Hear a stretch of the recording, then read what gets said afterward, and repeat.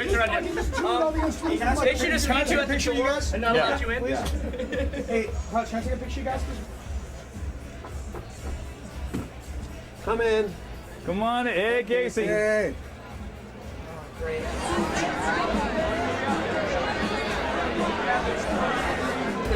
Well, my band that I was in when I got out of college were really good, and we're gonna go play together for a week. Isn't that a reason to take a week off from work? How far out are we, Casey? My guess would be about 5 minutes. Okay. So I'm supposed to thank the sponsors.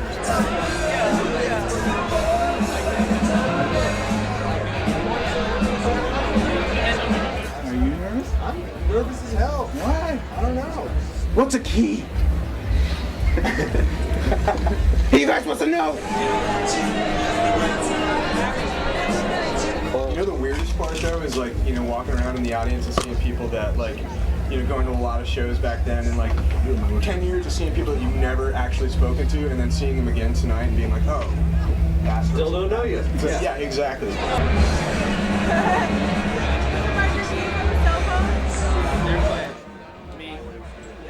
Budweiser. Well, there is no beer on In the bucket.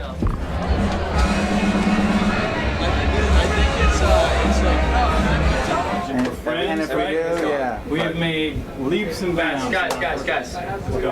I can't do this. Okay? Doesn't matter what happens out there. Right? It really doesn't. It fucking better not. Okay? It's gonna be great. I love you guys. I love you guys. I love you guys. Pants are an incredibly special band to me, to a lot of other people. We're beyond psyched to have them here tonight. And for those of you who came up with their music and were at the shows back in the day, this is definitely the shows for you. And for anyone else who's just hearing them for the first time, we hope that you guys can understand what makes us so fucking nuts about this band. So, here they are, ladies and gentlemen, the Pants!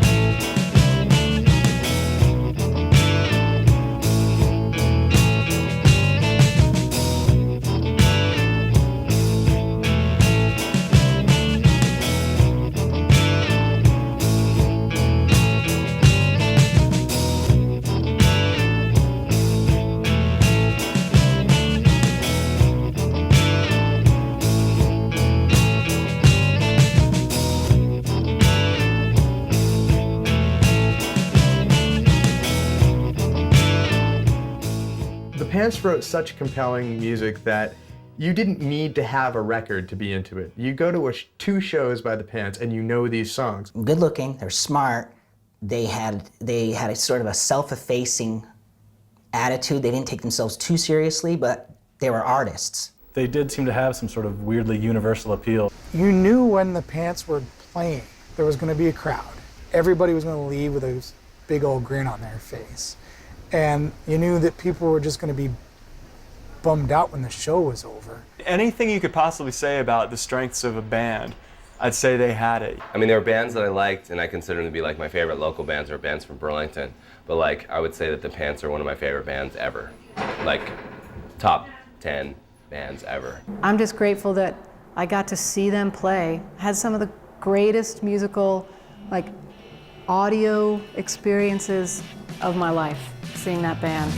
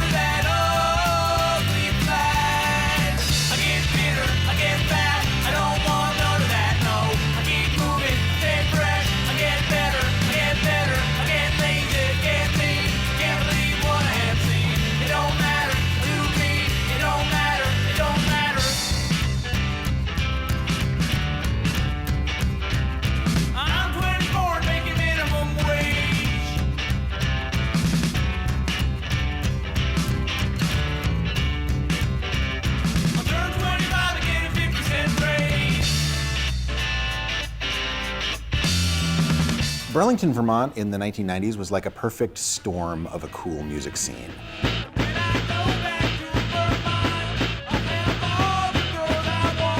There are a bunch of reasons for this. In the 1980s, a decade before, Bernie Sanders was the mayor of Burlington. And as mayor, he formed the mayor's youth office, which provided city funding and physical space for young people to engage in artistic endeavors, including, especially, music. He had like a city-funded office that a huge part of what that did was create kind of space and testing ground for local bands and bands coming through to tour. Those middle school and high school students who were enjoying the fruits of the mayor's youth office work a decade later in the 1990s are in their 20s, and they're starting to germinate with the creative types who are in Burlington at that time, either having graduated from UVM or whatever. And so they helped to influence that scene. Phish signed to Elektra Records in 1991. Demonstrating that you could be from Burlington, Vermont and be a hugely successful band. That really hadn't happened before. Also in 1991, Nirvana happened on the world. Nirvana kind of demonstrated that you could be disaffected dweebs playing heavy music in your garage and be hugely successful. I think people really did want to mythologize Burlington in the same way that Seattle had been mythologized. But to me, Seattle doesn't really have any real compare.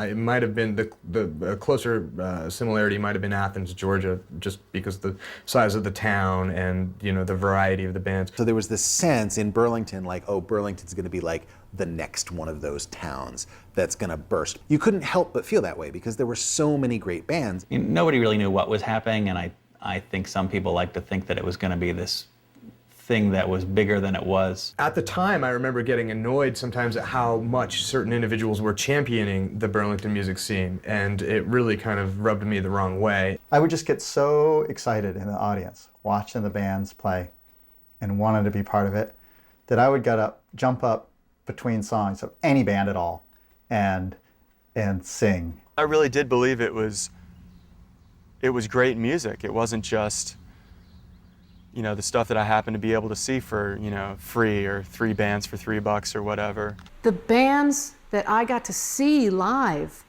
meant as much to me or more as, Laurie Anderson or XTC or, the bands that I was interested that I was able to get their records. I'm 21, all of a sudden I'm in like 6 bands. Everybody I know is a musician. I'm playing shows, I'm like making posters. Everybody's coming to see each other's bands.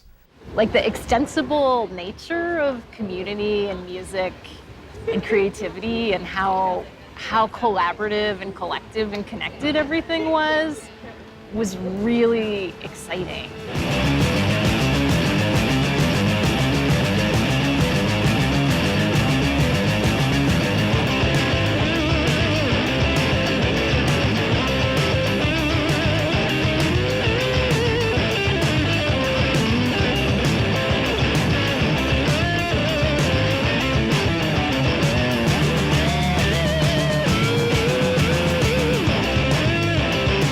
You can't have a thriving music scene unless you have places for the bands to play.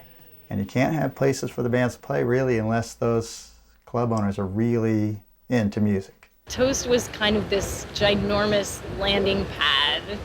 For all of us, it felt like you knew you would find your people there no matter what. If you give people a place to play, guess what?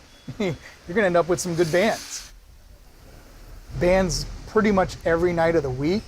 3, 4, 5 bands a night every night of the week, with the exception of Tuesdays, which was the 80s night and helped pay the bills.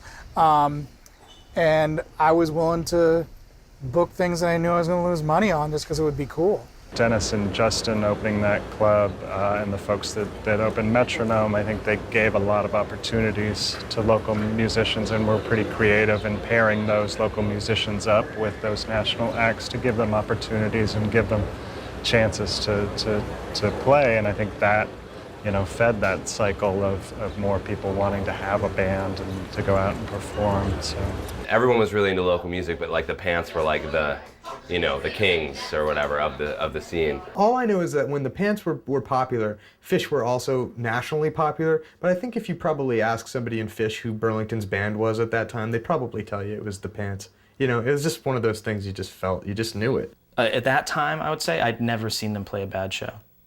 And the shows just got bigger and bigger and bigger.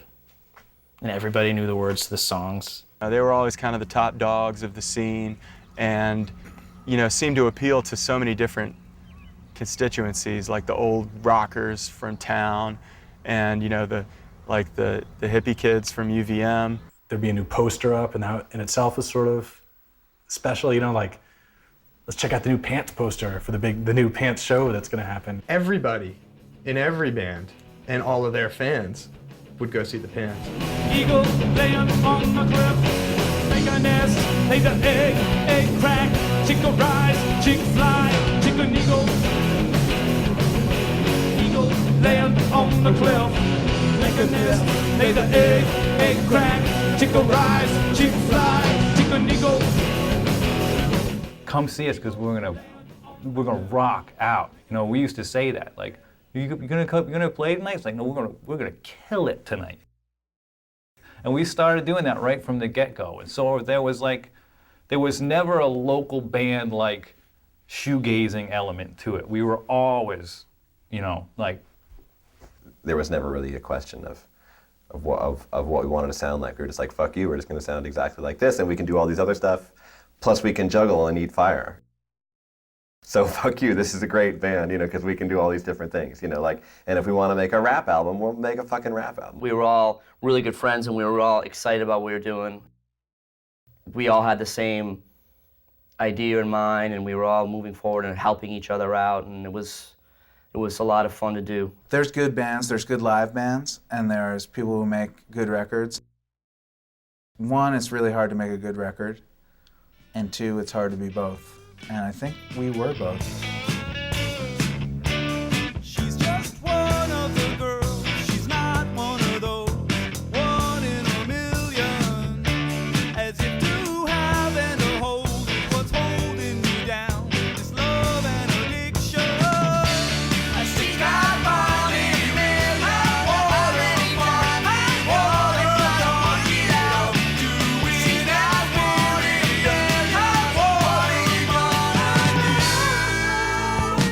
so my heart is a loaded gun. I thought this was the one great one. The 2 or 3 vocal melodies going on at the same time, with different lyrics and totally different melodies, and somehow they complement each other so well. I don't think anybody aside from maybe the Beatles on a couple songs has ever done anything like that in pop music before. I can't really think of anything that's maybe they'll have a song, some people have a song or two, They Might Be Giants do it a couple times, but I think that half of their songs have that. The songwriting was classic, and classic in the way that only certain bands are classic. And it's sad to say, to compare some band that never made it out of Burlington per se with the Beatles, but some of those songs stand a certain test of time. They actually, they surpass the commonplace. They were like the Beatles. Each one was different. They each had their own things that they brought to the table. I mean, they were like the Beatles. It was like this or REM, where 4 personalities came together and created this monster that was bigger than the sum of the parts and all that crap. But it was true. That's silly, but I don't think that I'm wrong in thinking people thought about them that way. Hutch was the crazy one. Tom has that total simple, brilliant songwriter way about him. Bob Dylan can do it, Smog can do it, I can't do it, James can do it. They're just great songs, 3 chords, very simple. Within one song, they could do all sorts of different stuff. They would have songs that had 3 different parts that completely shifted from one kind of song to another. They didn't fit into a box that you could put them in.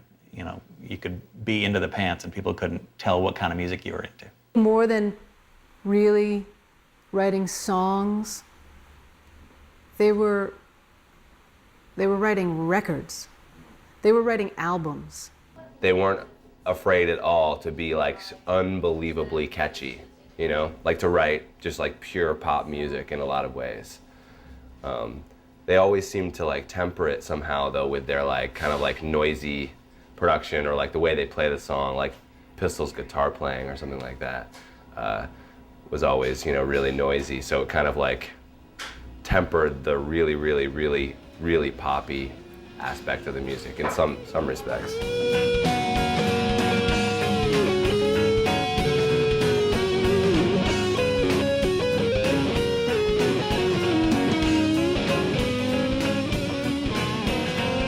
And you know, Pistol, to this day, Pistol, I'm sorry if you ever see this, to this day I'm still trying to figure out if he knows how to play guitar completely or not.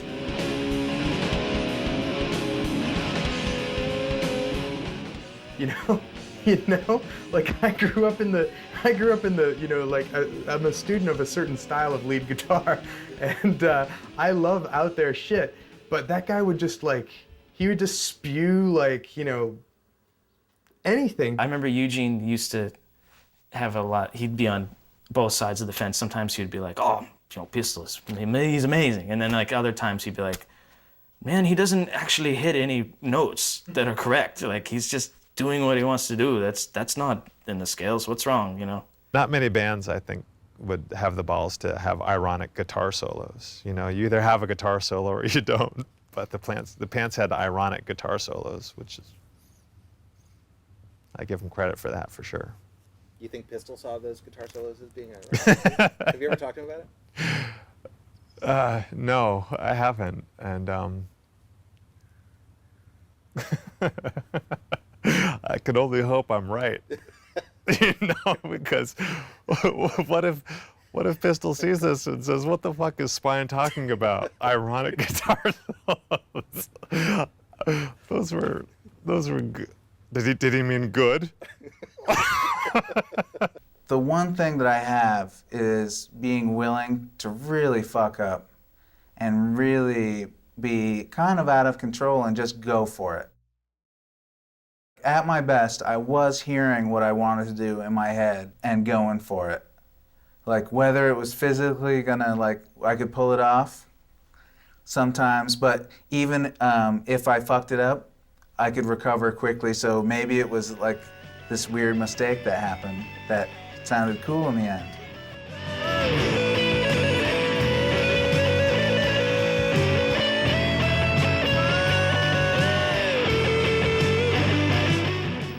I think a lot of people who are great at guitar are definitely afraid of like coloring outside of the lines.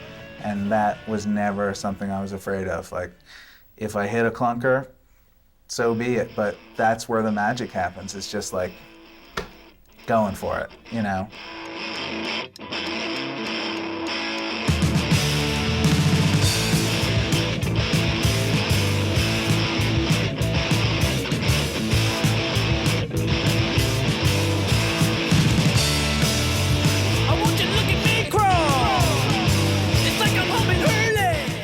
Did this album, Fred Sex, that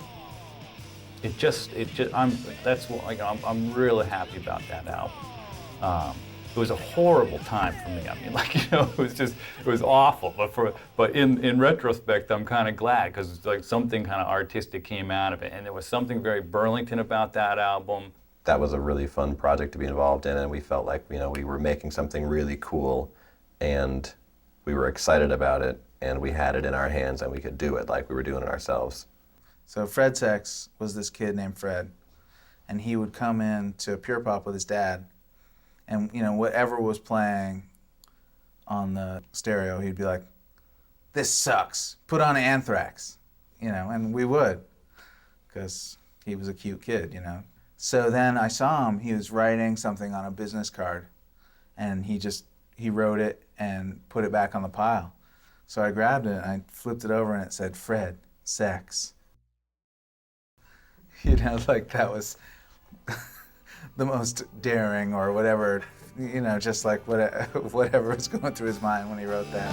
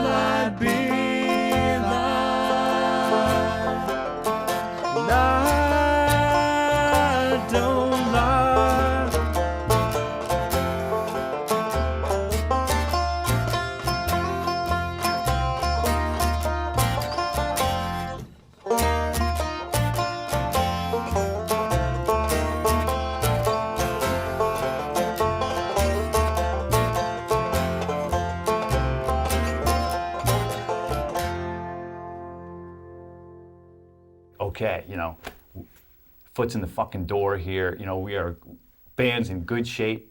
We got a good we got a good amount of songs. We're primed. We're having a blast. Everyone's, you know, looking towards the future. We got new songs coming out. We got opportunities. And so I think that was the best time.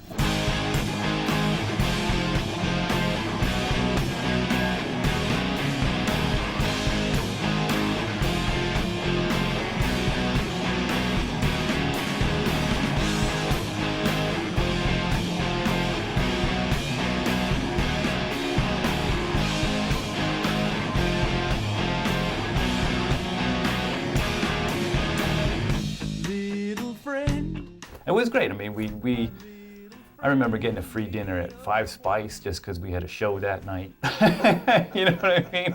So it was all these funny little perks. You know, we didn't have to wait in line at Toast. We could just scoot right up the door. I had won a bet with Justin where I got free drinks at the bar. So it was like, you know, free dinner at Five Spice, blast past the line at Toast, go get a free drink at the bar, go up to our, you know, our private lounge up in our practice space, and like, you know, go back down and check out what's going out. And we had a manager now, and like, we were kind of ready to take it to the next level. And unfortunately, that means, okay, well, we need a record contract, and then we need to tour and do all those things.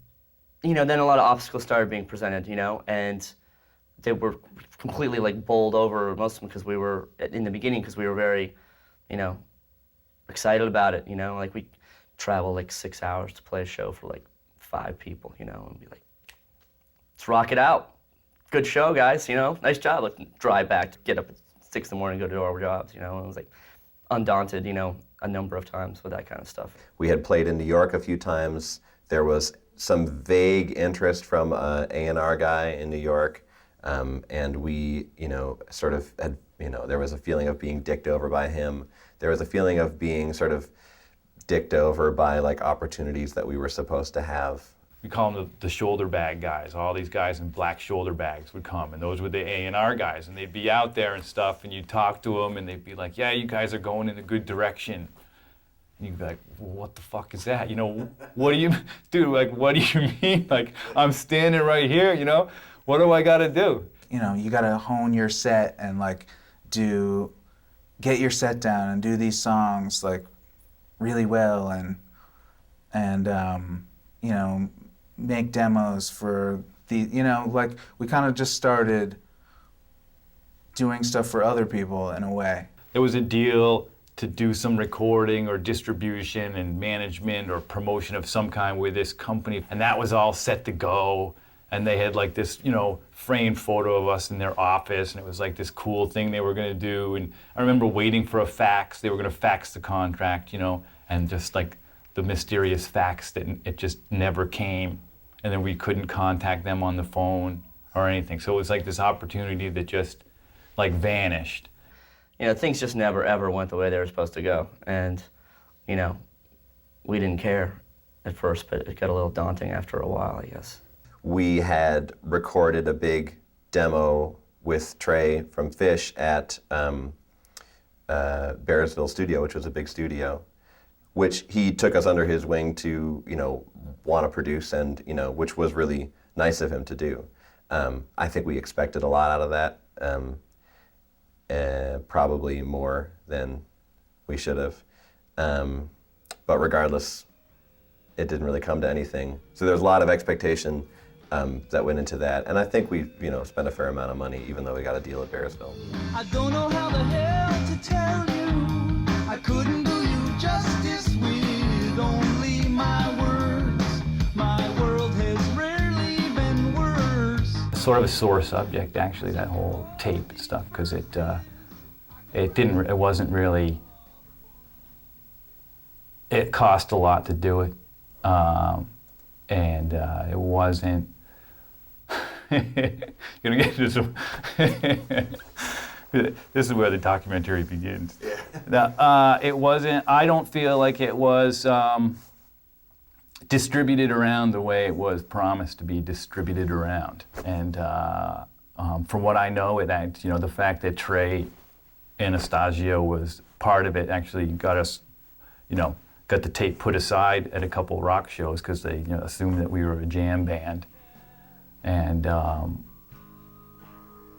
that, I think, in retrospect, that whole relationship was a huge mistake.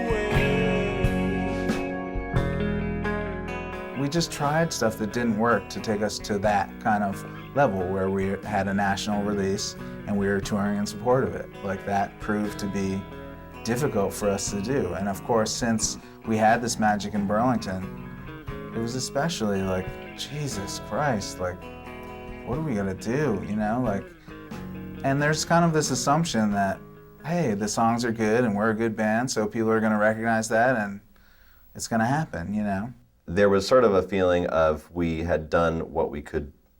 I think I don't know if we realized it, but we had done what we could do in Burlington, and we were sort of eating our own tail at that point in time. We had management, we had people that were interested in us and stuff, and we had, publicists and stuff, but it just didn't click.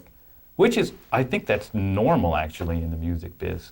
We experience what 95% of the bands that try to get into it experience. Hello, check. Hey. That is 1, 2. Back up. Check. 1, 2. The whole local music scene was really strong at that time and very serious, maybe overly serious. People really trying to make it, and a lot of people really thinking that they were going to make it. I think every band thought, that their band was going to be the band that became huge. Hello, we're James Kochalka. I'm James Kochalka. We're James Kochalka Superstar. Which is not a particularly healthy kind of music scene, I don't think. The joy that comes from creating music and going to see live music has nothing to do with making it big. It just has to do with the power and beauty of the music. The Pants had all the power and beauty that you would ever want in music. But it was the dream of trying to make it which destroyed them, I think. It added attention that they really could have done without.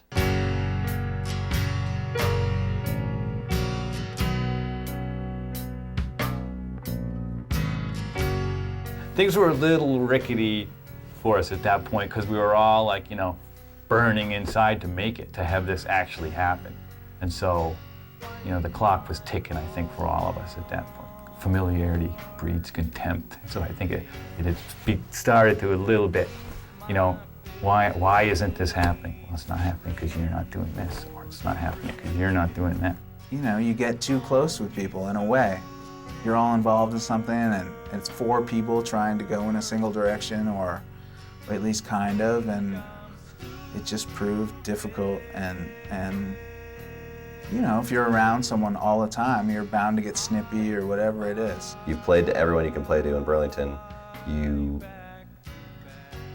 You're feeling frustrated, you don't know what to do next. You either fight with your band members, or you just decide to amicably give up. I remember we were talking, we were just like, what, what is this? What are we, what are we doing? It's we're not even anywhere. Haven't made it. We're exactly where we started to a certain degree.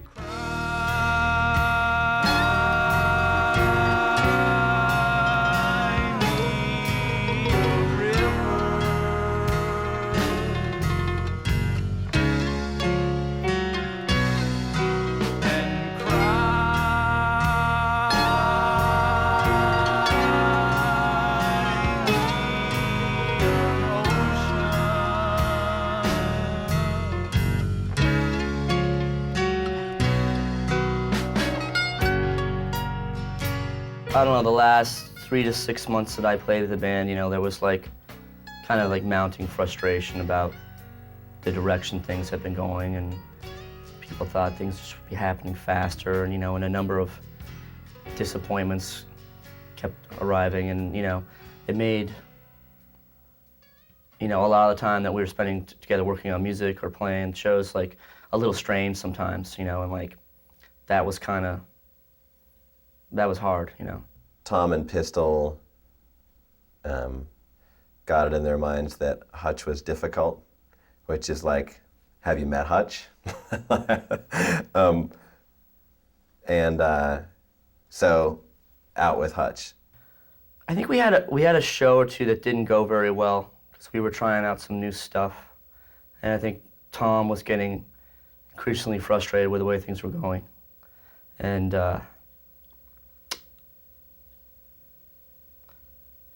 this is hard to talk about.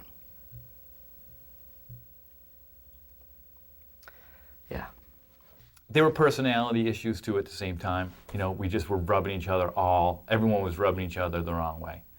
And I think Pistol and I thought we could maybe salvage something out of the tunes, out of the music that spun a new venture of some kind. So yeah, we told Neil and Hutch that we were gonna try to do something different. They basically decided to kick me out of the band, but they didn't put it that way. What they said to me, in actual fact, was, we want to start a new band, and is it okay with you if we call it The Pants and Neil plays drums? I was like, yeah. And then I got kicked out because we were sort of starving for something new, and because we were under pressure, and because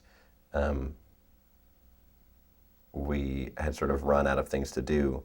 We ended up fighting with each other, Like those things were never a problem before we didn't know what to do next, and we didn't have anything, anywhere to go. So that's how it all sort of broke down. We had all these bills and whatever, and I was just like, and things weren't going well. And I just remember saying, well, like, we could just play, like, however many more shows and pay off this debt. And Tom was like, that sounds like hell to me. And I remember thinking, well, cleaning Club Toast and Muddy Waters and paying off the bills myself sounds like hell to me. The whole thing kind of ended on a sour note. It just kind of, I don't know. It's like a breakup, and just some shit happened that I didn't like, and I was just like, I'm done. I'm just done. I kind of did a passive-aggressive thing in a way, which was to sell the amp. I bought the amp that he used with a credit card. I fucking sold it, And he was bummed that I did that. And it just got worse. It just got worse. There was a lot in their music that hinted at so many possible futures for that band, and I think that's why people were sad. Real music fans were sad when they broke up because there was a feeling of just unlived up to potential, that any one of their angles could have been explored further. And the band had a lot of different sides. You could sort of watch it happen to band after band after band. And then Toast shut down. Pants broke up. This is a very special night for us. The last night of Toast, we really believe that it's the end of an era, and we're all drinking as such. So join us in our revelry. That really was not just the end of Club Toast, but it sort of symbolized a closure on a period of time in Burlington that was super exciting and super sort of happening. That sort of 1993 to 1998 period of time in Burlington was incredibly special and rare. For all the hype about Burlington, there was a sense that that had reached a terminal velocity, and that you can't force something to be the next big thing. And then people were probably weary by that point. weary of Good Citizen magazine and blah, blah, blah, blah, blah, you know. So, toast closed.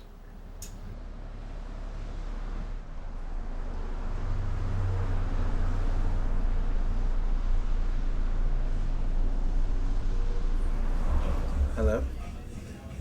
Yo. I'm backstage at Higher Ground.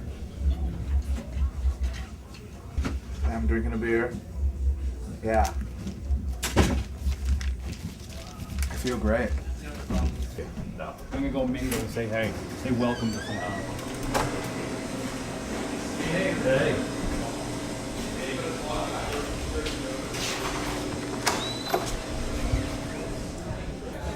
How you doing, man? It's good to see you. Nice to meet you too. I'm glad you came. All right, good. I'm glad. It's been great. It's been just a great week. Everyone got to town last Saturday, and we've just been practicing every day. And yes, I mean it's just been a total, you know.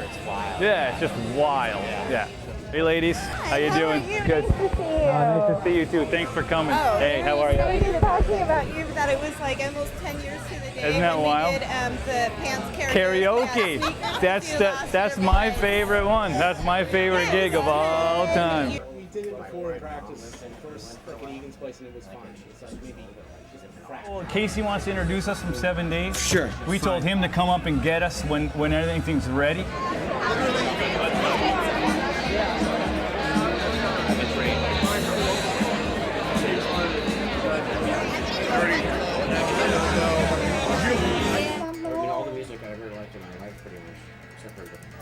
Pants are an incredibly special band to me, to a lot of other people. We're beyond psyched to have them here tonight. Let's go, boys. Okay? Doesn't matter what happens out here. Right. Right? It really doesn't. It fucking better not. Okay. It's gonna be great. We practice. And for anyone else who's just hearing them for the first time, we hope that you guys can understand what makes us so fucking nuts about this band. Okay? Love you guys. I love you guys. I love you guys. One thing. Wait. How does what? You go 1, 2, 3, 4. Bam. Are you gonna do a bablapum or no bablapum? No bablapum. Just count it. 2, 3, 4.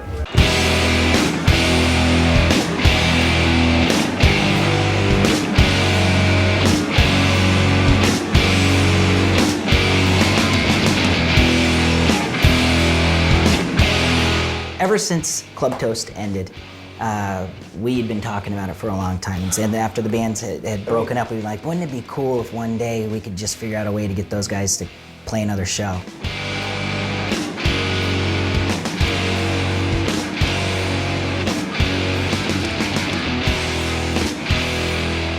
The first step was going to Paula Routley and Pamela Polston, who started 7 Days. And the way I always put it is I kind of went in and I asked for the keys to the car. And I said, I need to make this happen. We convinced them to allow us to leverage some of our relationships to help with travel arrangements and lodging and a rental car and some of the components that would lessen the burden on the band, who had spread out all over the country and were in different places and hadn't played together in a really long time. My first response was like, no fucking way. Just forget it, no way. It's not gonna happen. And then, I don't know, just start. I always try to catch myself, I can be that way, and it's good to take a look at yourself and think, what am I saying no to here? Like, what am I throwing up here that maybe I can just, it's not such a big deal, or something like that. And I saw Tom at Muddy Waters, not too long ago, and he was like, have you heard about this thing? And I was like, yeah. Who's gonna go? And he was like, yeah, I know who's gonna go. So we sort of had a laugh, but that was everyone's reaction. That was Pistol's reaction and Hutch's reaction, on the first call that I made to both of them. Have you heard about this thing? Yeah.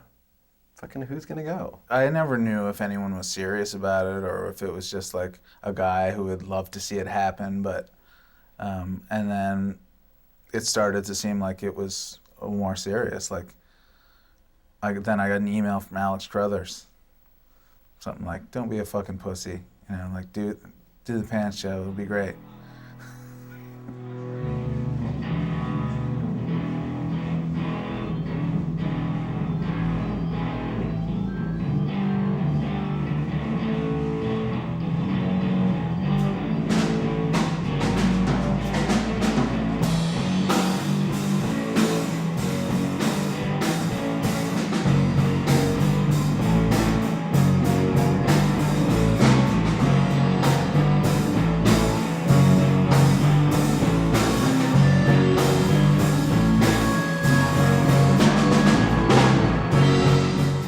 funny thing about it is like, it is this fun, you know, there is this VH1 quality to the whole thing, because it's not like, it's more like Where Are They Now than a Homecoming. You know what I mean? It's not like we went out and conquered the world and now we're going to come back and give this little cool little show a higher ground. It's more like, you know, remember these guys before they broke up? Something like that. Beer dog. You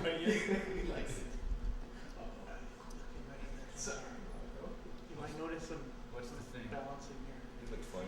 Yeah.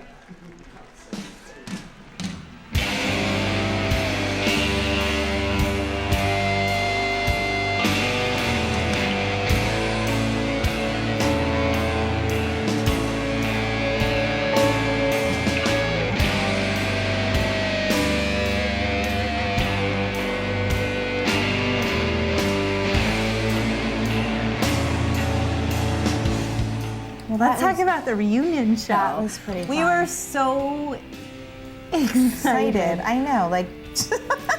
I was afraid when I saw the reunion show that I was going to be disappointed. You know, I revisit other music I liked at that same time, and I can't stand it, or I'm embarrassed, you know, that I could have convinced myself at the time it was good, but I thought they sounded great. You know, they wasn't flawless, but the sound of the music is really did hold up. Hold out, hang on for dear life. It's over, it's under, and she smiles like a knife. Let me die.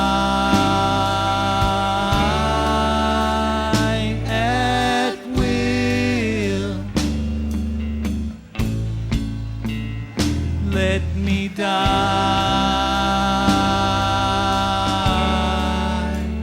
at my will.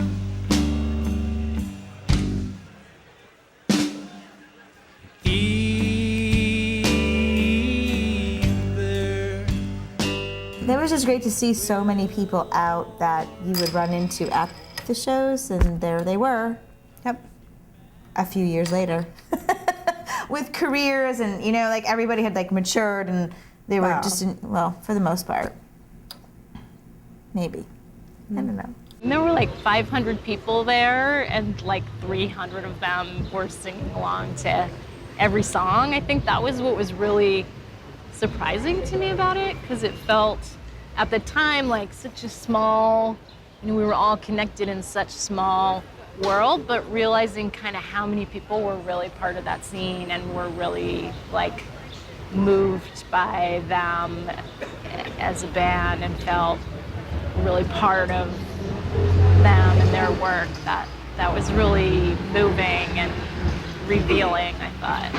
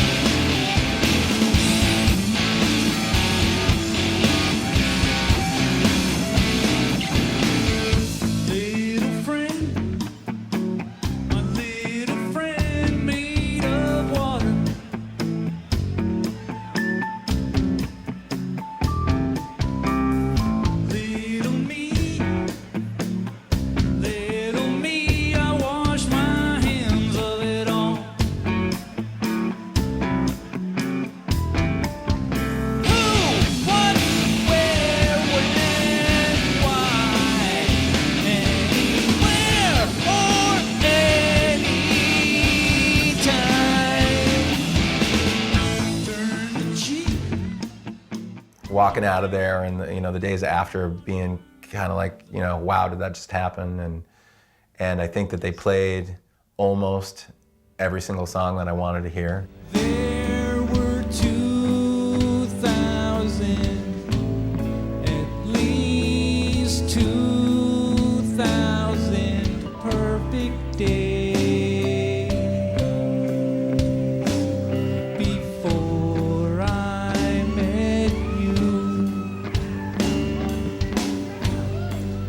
There were 2,000, at least 2,000 perfect days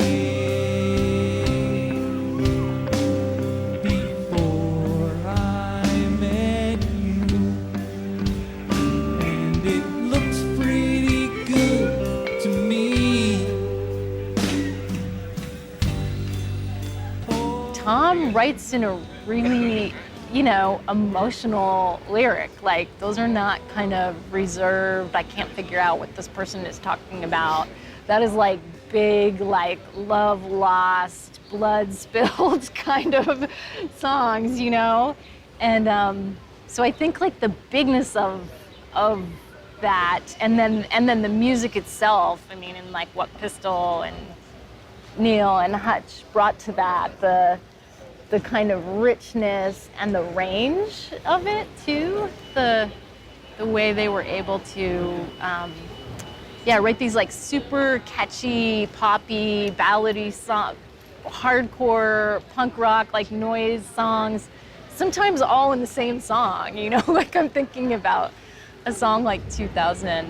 It kind of has all of those things.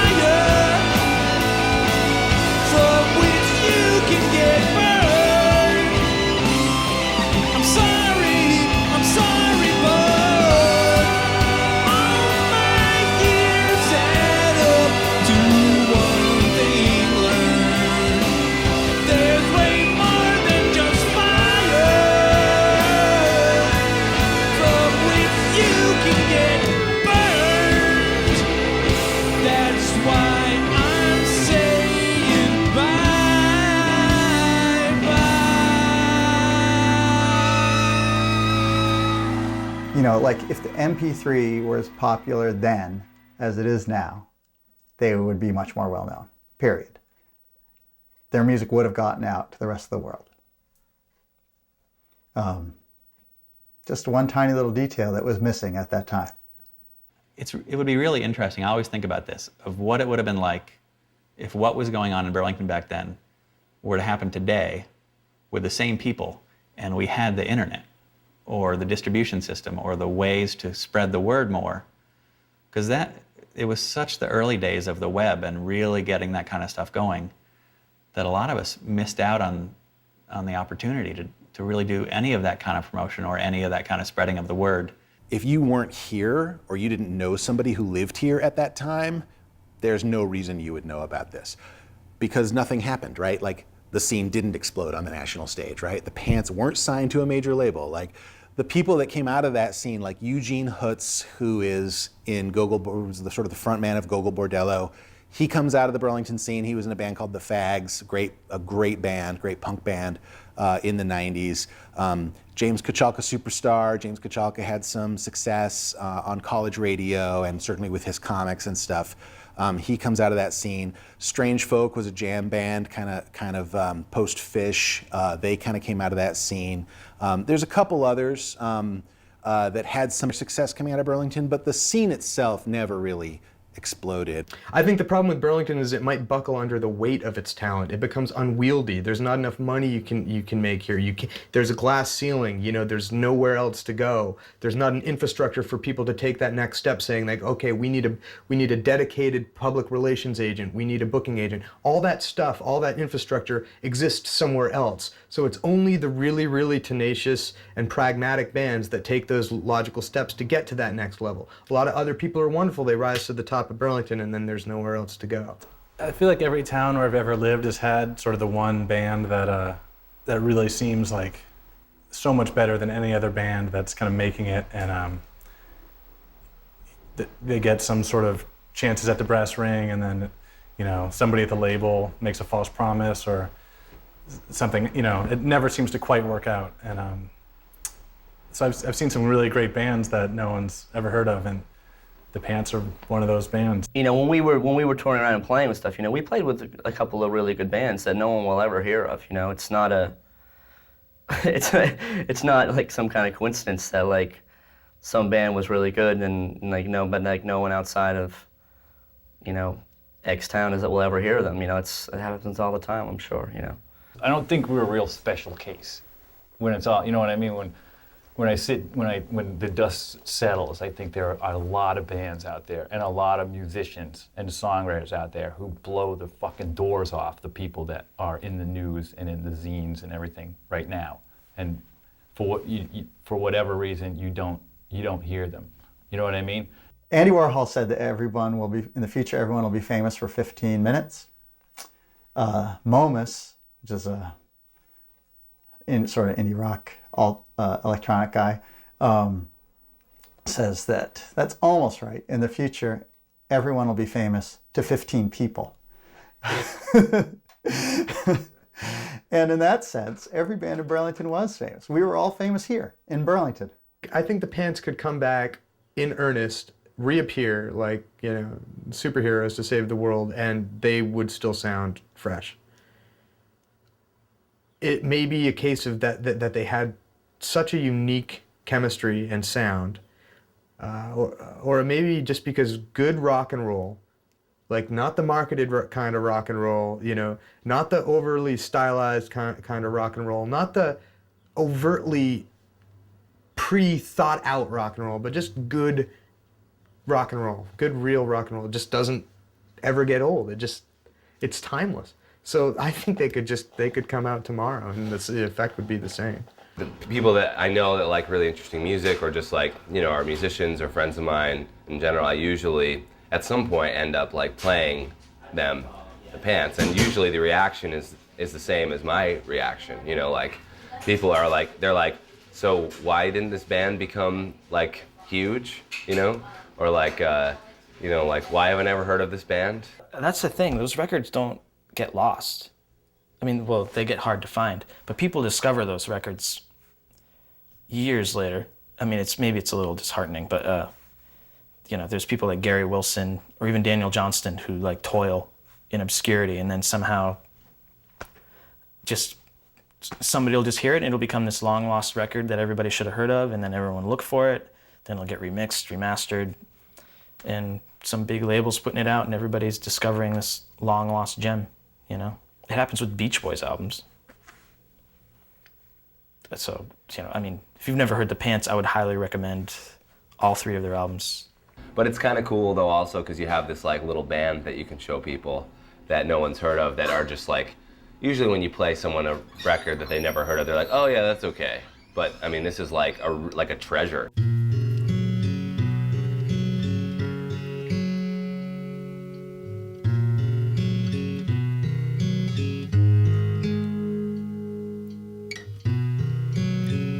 Start after the end and build it all down. Don't need a reason to be anything but ordinary. Oh baby, I space to forget. If I was going to explain to anybody what Burlington was like at that time period when the Pants were at their prime, I would say that there was this cohesion. You felt purposeful at their show, like purposeful in supporting that band, like, you know, like they were affecting you, you were giving it back. It was an organic thing, and the music was there to back it up. And I don't know, hopefully everyone gets to have that experience. you know, in their lives. I don't know if everyone does, but you know, for me it was then, and it was the pants. And that's what you get. That's all there is. The piss right out of it. That's what you get. That's all there is. The piss out of it. That's what you get. That's all there is. The piss out of it. That's what you get. That's all there is. The piss out of it. You beat the piss out of it. You beat the piss out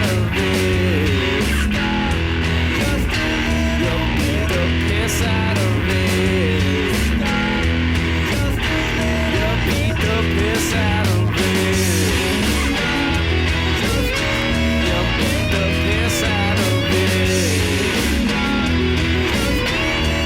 beat the piss out of it. You beat the piss out of it.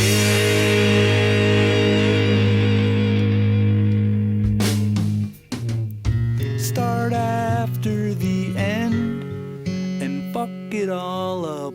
Don't need